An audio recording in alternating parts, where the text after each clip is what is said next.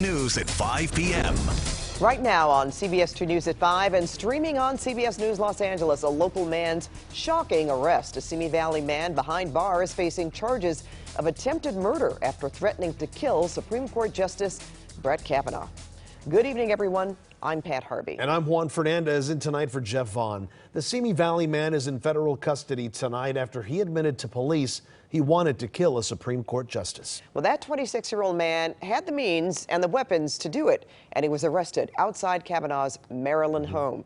CBS 2's Jeff Nguyen is live in Simi Valley with the details on what he had and what he says drove him over the edge. Jeff? Pat and Juan, federal agents have been working to talk to the people inside the home over there after investigators say that a Simi Valley man told them that he wanted to break into a Supreme Court justice's home for a murder-suicide.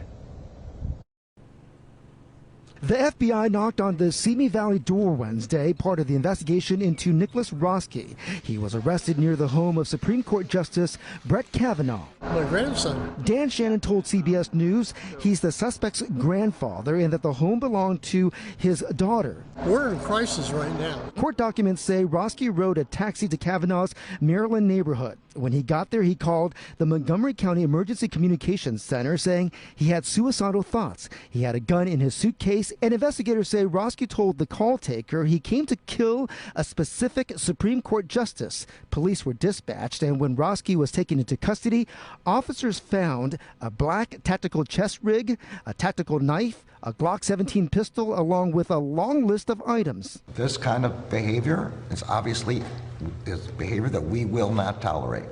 Threats of violence and actual violence against the justices, of course, strike at the heart of our democracy, and we will do everything we can to prevent them and to hold people who do them accountable. Back in Simi Valley, no one answered the door when agents knocked. Neighbors were asked by investigators about their neighbor.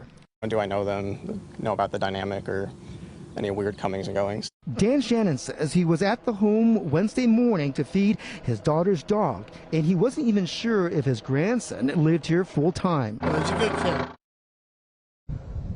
And according to the federal complaint, Roski told detectives that he was upset about the recent school shooting in Texas, and he was also concerned that the justice he intended to kill would side with decisions to loosen gun control laws. Apparently, he also told investigators that he found Kavanaugh's address on the internet.